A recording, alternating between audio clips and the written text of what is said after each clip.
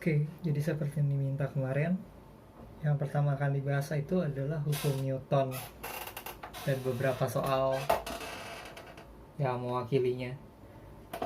Jadi, hukum Newton itu ada 3.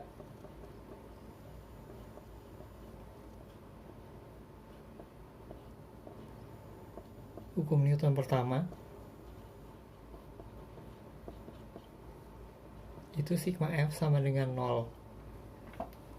Kenapa sigma F sama dengan 0? Jadi kalau misalnya hukum Newton 1 bunyinya adalah jumlah gaya-gaya, jika jumlah gaya-gaya yang bekerja pada suatu benda adalah 0, maka benda tersebut diam atau bergerak dengan kecepatan tetap. Dimana kita tahu dari GLBB, benda yang bergerak dengan kecepatan tetap itu tidak memiliki percepatan.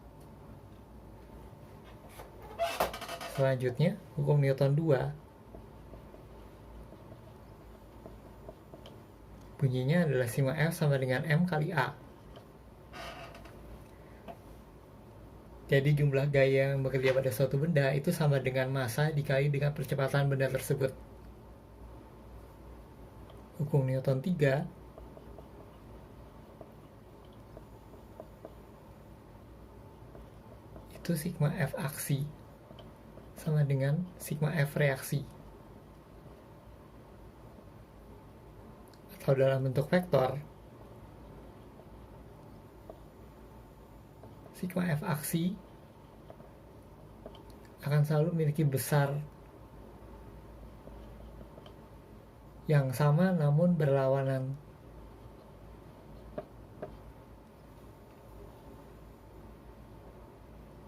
Jadi kalau teori dasarnya itu hukum Newton itu cuman 3 yang di depan itu saja. Tapi dalam prakteknya nanti kita akan melihat banyak pemakaiannya tidak semudah yang di depan. Nanti kita akan lihat soalnya satu persatu. Oke, sekarang kita mulai dengan soal pertama. Soalnya bisa dilihat di situ. Jadi ada benda bermassa 4 kg ditarik oleh gaya P sebesar 50 Newton yang sudutnya 37 derajat terhadap horizontal. Kita diminta menggambarkan gaya-gaya yang bekerja pada gambar, lalu menentukan percepatan benda jika permukaan tersebut licin atau kasar dengan mu S 0,4 dan mu K 0,2. Oke, jadi apa yang harus kita lakukan? Sesuai di situ, jadi kita diminta gaya yang bekerja. Kalau untuk yang licin, maka kita hanya perlu menggambar ini 37 derajat tadi. Kalau ini gaya P, maka dia memiliki komponen horizontal P cos theta dan komponen vertikal P sin theta. Karena dia benda yang berada di permukaan bumi, maka dia akan memiliki gaya berat ke bawah tegak lurus dengan permukaannya, mg, atau ini kita sebut W dari weight, gaya berat, dan N, gaya normal. Sekarang di situ untuk yang licin, maka kita hanya perlu melihat, karena dia minta menentukan percepatan, maka pasti kita akan memakai hukum Newton kedua, di mana sigma F sama dengan M kali A. Di situ kita bisa lihat bahwa komponen mendatarnya hanya P cos theta. Jadi itu P cos theta sama dengan M kali A. Maka kita bisa masukkan angka-angkanya. 50 cos 37 sama dengan 4 kali A, sehingga A sama dengan 50 cos 37 itu 0,8 per 4. 50 kali 0,8 itu 40 dibagi 4, 10 meter per second kuadrat. Jadi kalau hanya untuk mencari percepatan pada bidang yang licin, kita tidak membutuhkan gaya-gaya vertikal, baik gaya normal maupun gaya berat, maupun gaya yang P sin theta. Tapi akan berbeda jika kita harus menyelesaikan persoalan ini pada permukaan yang kasar, maka kita harus melihat besar gaya normalnya karena itu akan kita pakai. Jadi tadi untuk yang B, dia memberikan data mu S sama dengan 0,4 dan mu K itu sama dengan 0,2. Kita bisa mencari Fs atau biasanya ini di untuk gaya gesek itu F-nya kecil. Fs sama dengan mu S kali N. N-nya dari mana? Kalau kita lihat ini, ada 3 gaya vertikal. Dan benda ini kan tidak bergerak di permukaan atas bawah. Berarti sigma Fy-nya itu sama dengan 0. P sin theta itu ke atas, tambah N juga ke atas, dikurang Mg sama dengan 0. Maka kita bisa menuliskan N sebagai Mg min P sin theta.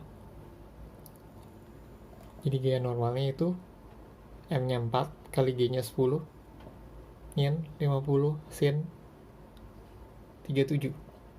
0,6 kali 50 berarti 30. 40 kurang 30 NS 10.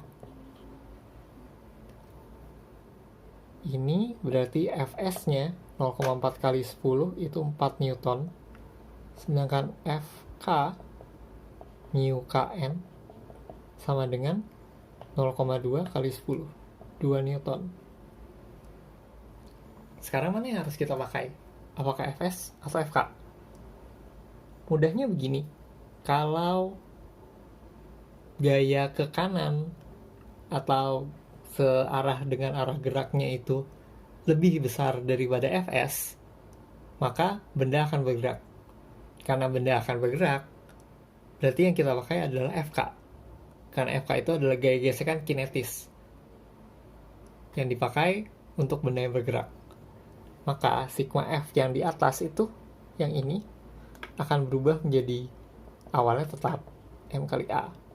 Tapi di sini 4A, gaya ke kanan P cos theta yang tadi kita sudah hitung 50 cos 37 ini, 40 Newton, dikurang Fk-nya, 2 Newton.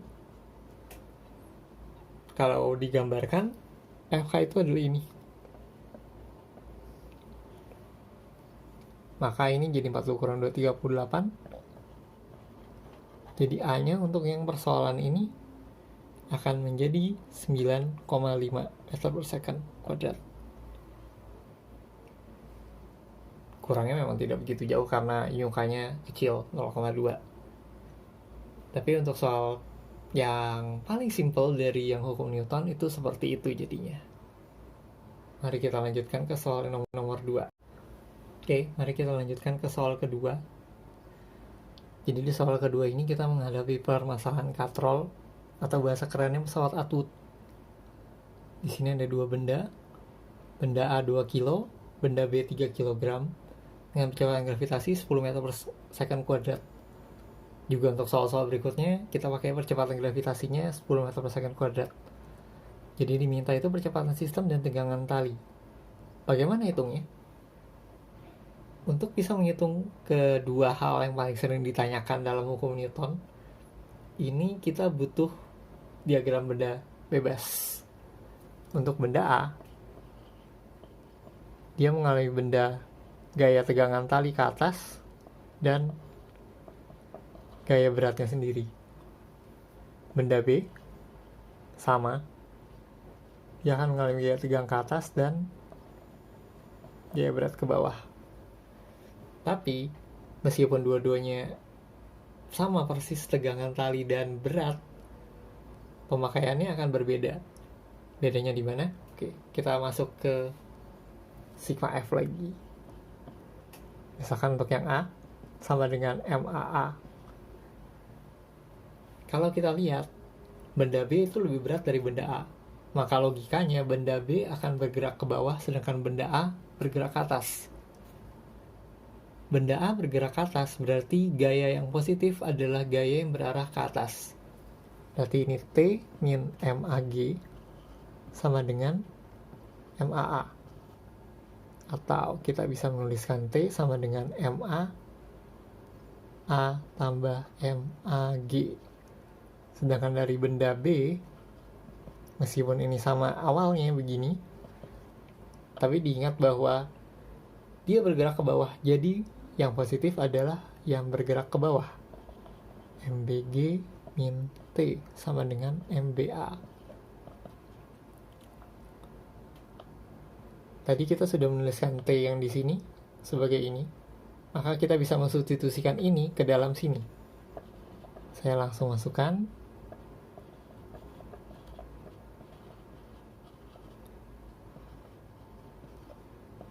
Jadi MA tambah MB A, jadi ini ke sebelah sini, sama dengan MB min MA G. Maka kita dapat menyimpulkan rumus langsungnya untuk percepatan di soal ini adalah MA tambah MB, terbalik, MB min MA per MA plus MB.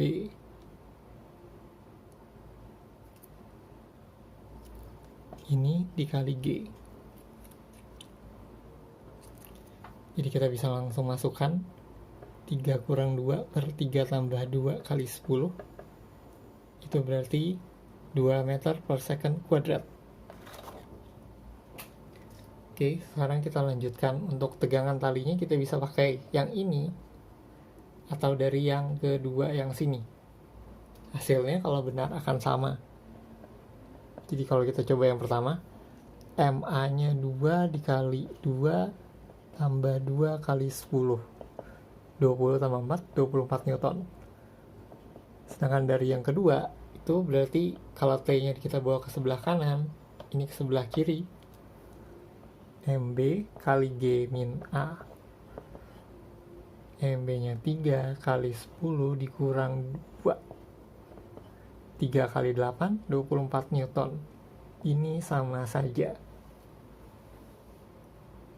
Oke, jadi itu akan untuk nomor 2 seperti itu. Berikutnya kita akan masuk ke soal yang ketiga. Oke, sekarang kita lanjut ke soal ketiga. Soal ketiga ini juga mirip-mirip sama pesawat atlet yang sebelumnya. Hanya di sini sekarang ada 2 benda yang terhubung dengan katrol. Satu bendanya ada di lantai, sedangkan satu bendanya menggantung. Sama seperti soal sebelumnya juga, kita masih diminta menentukan percepatan sistem dan tegangan tali. Hanya saja ada 2 kemungkinan untuk lantai licin dan lantai kasar. Nanti kita akan lihat bedanya di mana. Kalau soalnya sudah ini, saya tarik dulu. Jadi sekarang saya gambar lagi saja.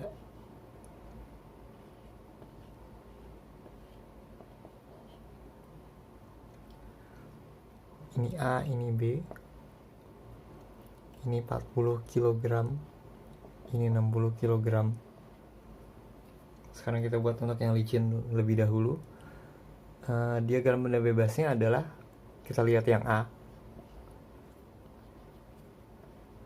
Benda ini hanya mengalami gaya tarik tegangan tali dan gaya vertikal, gaya normal, dan berat. Hanya saja karena dia bergerak secara horizontal, maka yang vertikal tidak kita lihat dahulu. Berarti di sini sigma F untuk A sama dengan MA kali A. Dalam hal ini berarti T sama dengan MA A. Sedangkan untuk benda kedua, benda B, seperti biasa, dia mengalami tegangan tali ke atas dan MBG ke bawah. Berarti sigma FB sama dengan MBA. Dia bergerak ke bawah, berarti MBG positif dikurang T. T-nya kita substitusi dari situ.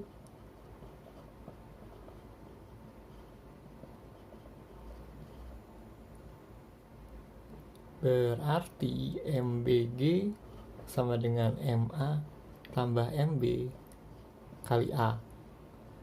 Atau percepatan sistem di sini adalah MB per MA plus MB kali G. Jadi kalau kita langsung masukkan di situ 60 per 40 plus 60 kali 10, atau ini 100, ini 10, berarti 60 bagi 10 6 second kuadrat. Sedangkan tegangan talinya kita ambil yang sebelah sini saja, berarti itu MA 40 dikali 6, 240 Newton.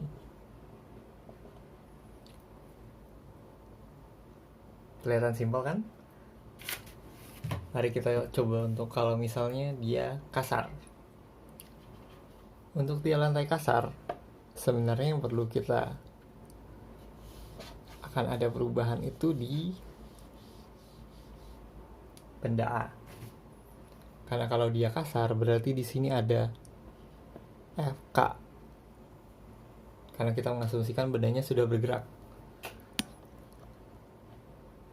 Berarti di sini sigma F-nya sekarang MAA, tapi ada gaya T ke kanan dan FK ke kiri.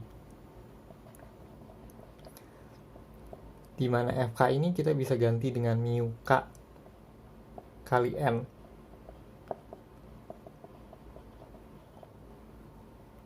Seperti kita bisa lihat di sini, N itu berlawanan dengan Mg.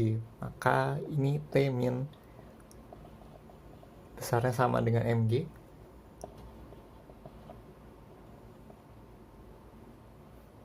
Jadi sekarang di sini kita punya T-nya lebih panjang.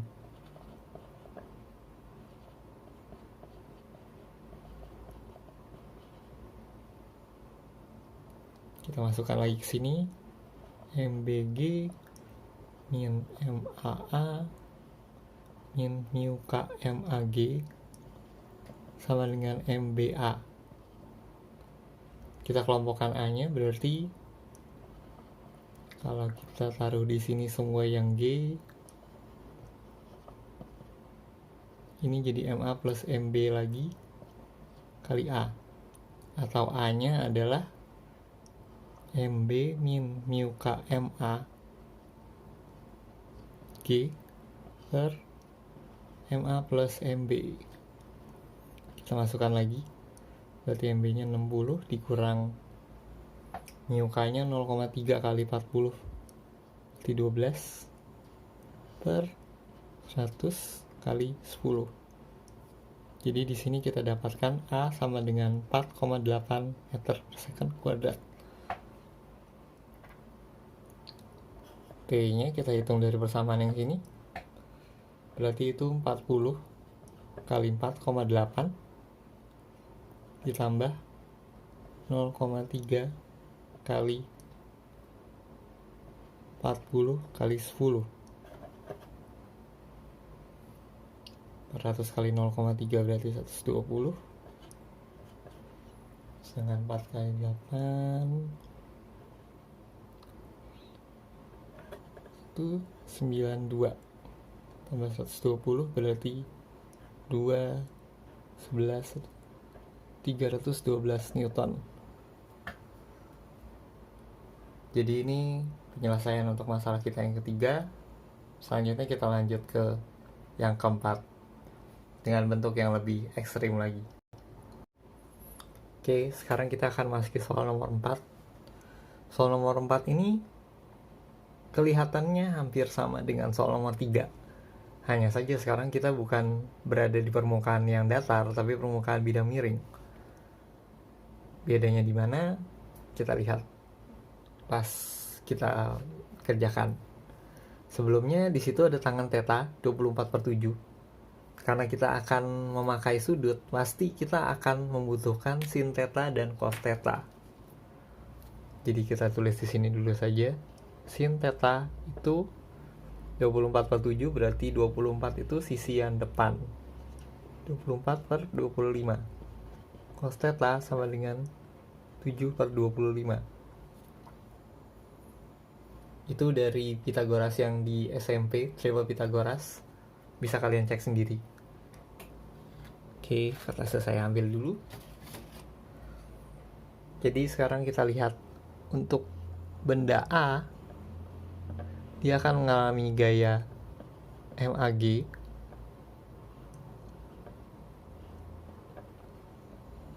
Ini MAG cos theta, MAG sin theta.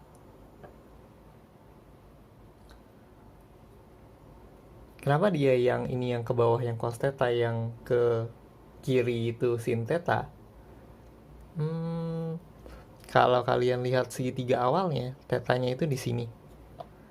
Mungkin akan sulit dilihat, tapi ini untuk mendapatkan segitiganya, itu adalah segitiganya kamu putar, lalu kamu balik. Jadi tetanya itu di sini. Atau kalau kamu ingin cara yang lebih mudah, pada soal sebelumnya kita tahu bahwa kalau misalnya ini mendatar yang cos theta, sedangkan vertikal yang sin theta. Untuk bidang miring, kedudukannya akan dibalik. Jadi untuk yang bidang miring, vertikal itu akan jadi yang MAG cos theta, sedangkan yang horizontal terhadap bidang, itu MAG sin theta. Oke. Dia juga mengalami gaya normal yang tegak lurus permukaan. Tetapi karena ini licin, maka kita tidak akan membutuhkan baik gaya normal maupun yang MAG cos theta. MAG juga tidak, karena kita akan melihat dia secara horizontal. Jadi secara horizontal dia akan mengalami MAG sin theta ke bawah dan T ke atas. Jadi kalau misalnya kalian lihat di situ, ini berarti sigma FA sama dengan MAA. T min MAG sin theta sama dengan MAA. Berarti T sama dengan MAA plus MAG sin theta. Sedangkan untuk yang B, seperti biasa ini hanya T dan MBG, dimana sigma FB sama dengan MBA. Berarti karena dia gerak ke bawah, MBG min T sama dengan MBA. Kita masukkan T dari sebelah kiri. MBG min MAA MAG sin theta sama dengan MBA. Kita kelompokkan lagi. Berarti MBG min MAG sin theta sama dengan MAA tambah MBA. Maka A-nya kalau kita kelompokkan akan menjadi MB min MA sin theta kali G per MA plus MB. Kita masukkan sekarang. Berarti itu 75 kurang 50 kali 24 per 25 per 75 tambah 50 kali 10. Kalau kalian hitung, hasil akhirnya adalah 2,16 meter per second kuadrat. Sedangkan untuk T-nya, kita bisa ambil langsung yang situ. Berarti ini 2,16 50 kali 10 500 kali sin theta 24 per 25.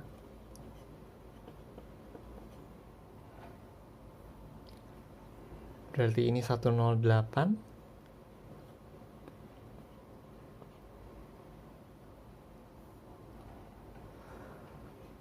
Ini 20.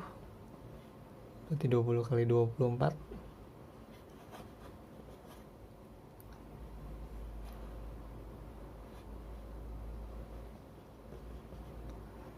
...588 Newton. Kalau kita cek dengan yang sebelah sini, berarti ini T sama dengan M B kali A tambah G. 75 dikali 12,16, dan hasilnya akan sama 588 Newton. Jadi itu untuk soal keempat ini. Kalau kalian ingin tantangan, coba selesaikan soal ini kalau permukaannya kasar.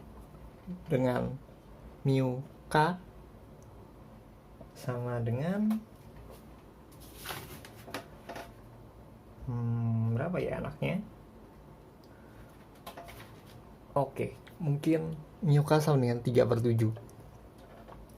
Silakan kalian coba untuk permukaan kasar dengan mu k 3/7, dan semua angka yang lain sama.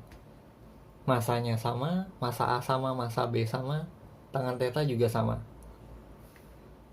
Selanjutnya kita akan lanjut ke soal terakhir untuk bagian ini, di mana kita akan melihat pemakaian hukum Newton yang ketiga. Oke. Ini soal terakhir kita di hukum-hukum Newton. Jadi di sini ada 3 benda dihubungkan dengan tali.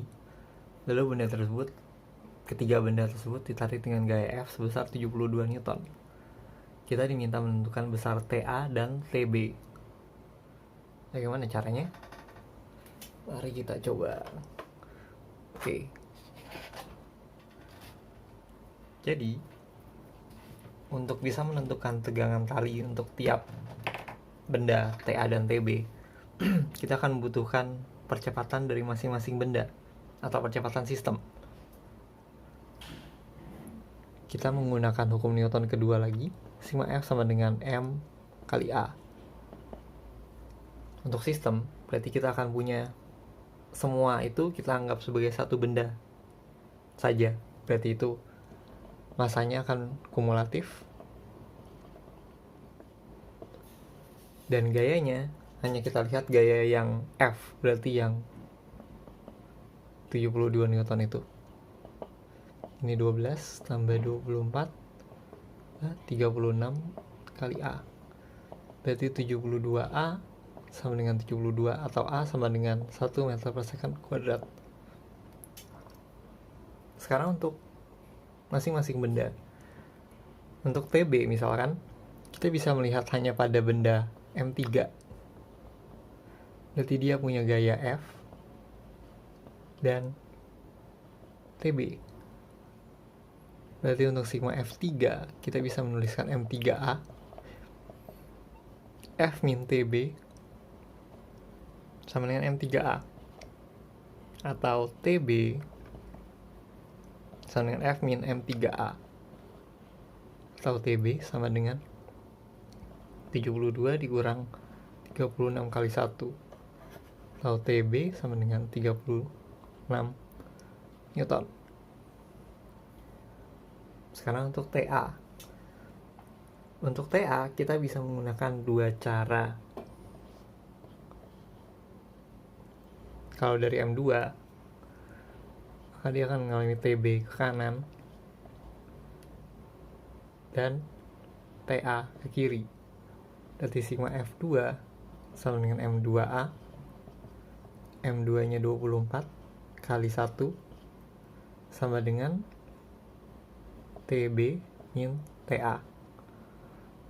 TB nya 36 dari sini, berarti TA sama dengan 36 kurang 24, 12 Newton. Atau kita bisa cari dari M1, dimana M1 itu mengalami gaya kanan TA saja.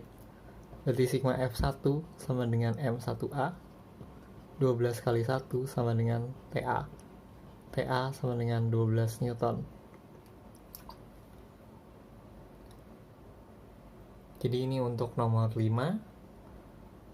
Simple memang, karena kita hanya memakai hukum Newton 2 dan 3. Di mana hukum Newton 3-nya?